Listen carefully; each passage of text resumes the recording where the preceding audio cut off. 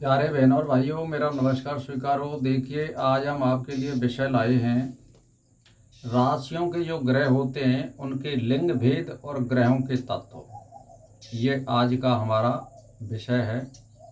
तो देखिए, पुरुष ग्रह बता रहा हूँ मैं। जो 9 ग्रह होते हैं उनमें पुरुष ग्रह कौन कौन से हैं। तो देखिए, सूर्य, मंगल और गुरु, ये 9 में से 3 ग्रह पुरुष होते हैं।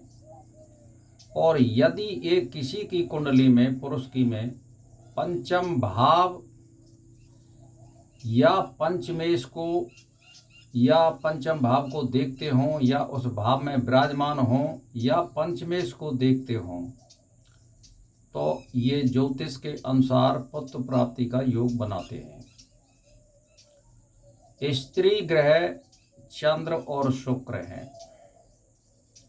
यदि ये पंचम भाव में स्थित हों या पंचमेश को कहीं से देखते हों या इनके साथ हो, या ये दोनों ग्रह चंद्र और शुक्र पंचम भाव को देखते हैं, तो ये लड़की होने का योग बनाते हैं पुरुष की कुंडली में।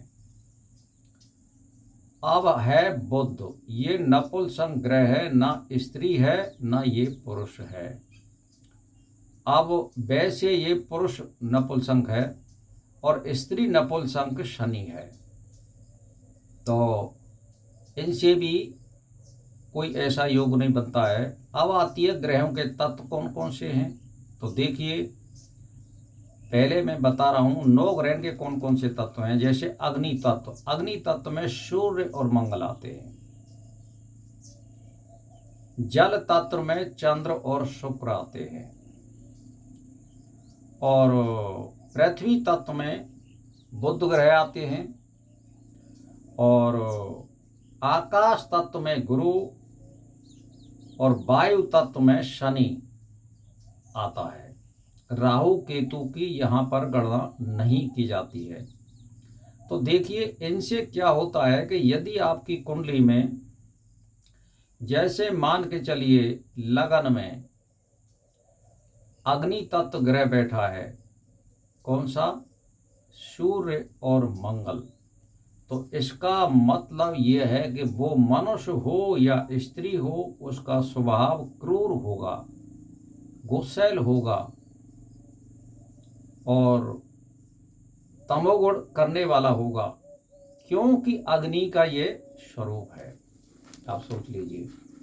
तो इस तरह से ये ज्योतिष में आंकड़े निकाले जाते हैं। जैसे मान के चलिए हमारी लगन में चंद्र और शुक्र बैठे हैं, तो उसका मतलब यह है उसका स्वभाव सौम्य और एक तरह से शांत रहने वाला होगा।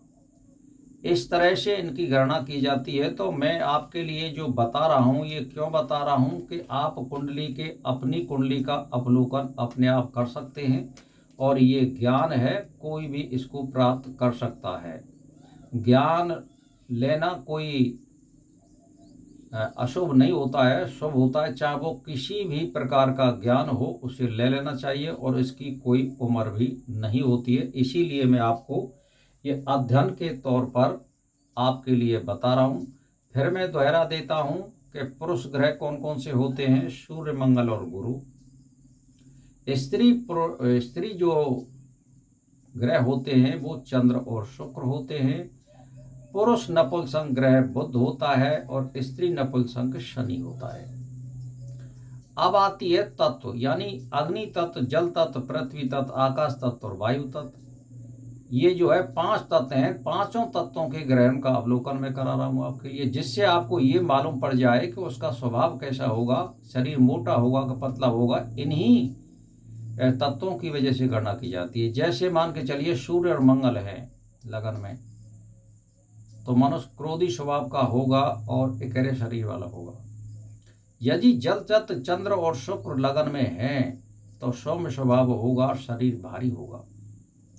पृथ्वी तत्व बुध यदि लगन में है तो ये भी भारी करता है शरीर को। आकाश तत्व गुरु है, ये दोगलापन दिखाता है, यानी ज़्यादा मोटा न ज़्यादा पतला। यदि वायु तत्व शनि ग्रह यदि मकर राशि में नहीं है या पृथ्वी तत्व राशि में नहीं है तो ये भी इकेरे बदन को करने वाला होता है। तो भाई और बहनों,